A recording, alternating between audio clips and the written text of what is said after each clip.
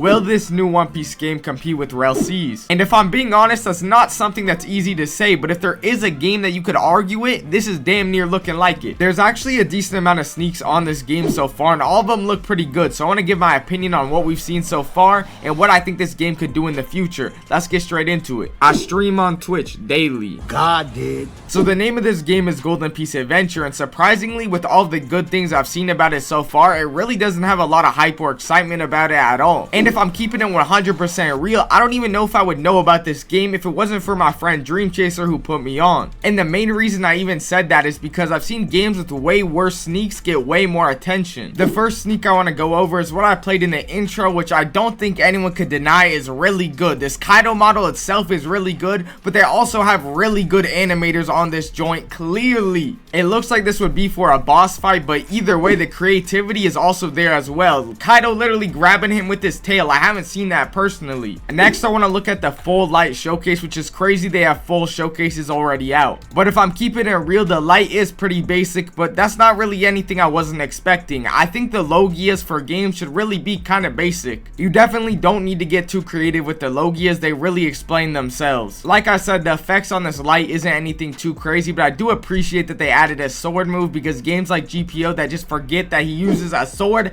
make me angry. I'm sorry, they do. But where games really get to show their creativity is on the more niche fruits, and they did a really good job on this in my opinion. This is the cube fruit. I'm not gonna lie, I forgot this fruit was even a thing, but it's actually really good. They gave it a mad cool like cube floor type move, a flight move, and like a barrage move, which honestly I don't think anyone would have asked for, so I'm really impressed with this. If you rate these fruits by comparing each of them to their competitors, you'll come to the conclusion that the light fruit isn't that good, but for the same reason light isn't that good, this fruit is amazing because there is no competition. There's also a move that lets you turn people into cubes, which is really cool, and there's also an invisible cube explosion type move, which is also really cool. So to be honest, I can't really say anything but great job. Obviously I don't know exactly how this will work in combat and whatnot, but just based on what I'm seeing right now, this just looks good. There's some more showcases I want to go over, but before that I want to talk about the gameplay and everything we know about it so far. So one thing they did confirm is there will be a story mode. I don't know if this is a separate mode or it's part and ingrained with the main game. I honestly hope they're able to make it part of the main game, as I think a separate mode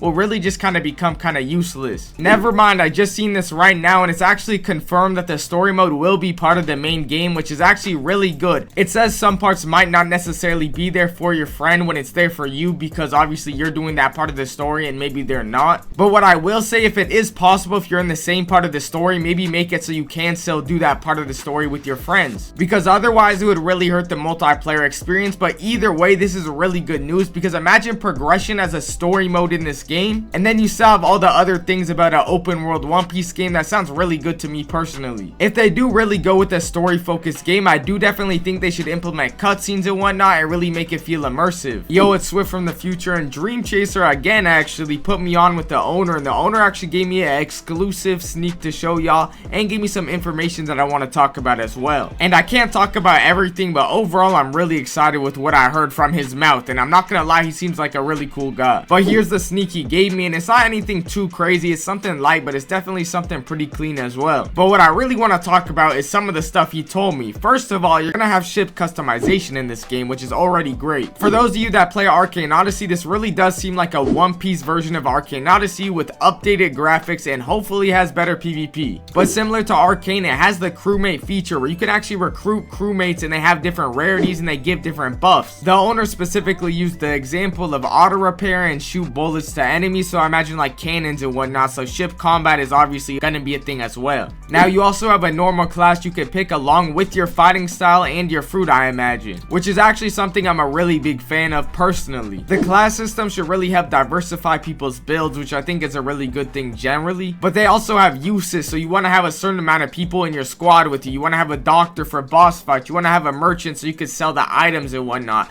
I just imagine that's how it would go. They're also going to allow you to customize your Den Mushi, which isn't really that big of a deal, but it adds more customization and just kind of shows you where the devs' minds are at. And they're also going to have buster calls, which is actually pretty crazy because I've never seen a buster call actually be in a One Piece game, so I'm curious how they're going to make this work. Is this going to be 4 players, or is it going to be more like a PvE event raid type of thing? It does look like it's going to be something players can actually obtain, so I wonder how they're going to balance that. I also want to know your guys' thoughts on locking Rokushiki behind Marines and a Hoshoku, I think it's called, behind Pirates. In my opinion, it does make sense since you want it to be more of a story-based game, so you probably don't want a bunch of pirates running around with Rokushiki. How does that make sense in the story? But if there was a way to make it so you could join Marines, then betray the Marines and learn Rokushiki throughout that process, I think that would be pretty cool. I wasn't able to cover everything about this game, but generally I think you guys could get the grasp, and I think most of you guys could agree this game at least has potential. Maybe not Rell Seas, but you can't act like this game doesn't have potential. Either way, if y'all enjoy my content, if y'all would like and subscribe or comment, it helps the algorithm and whatnot, and I'm gonna be live on Twitch pretty much every day, so I'd appreciate y'all for stopping by there as well. I appreciate y'all, thank y'all, love y'all, later. Life is Roblox.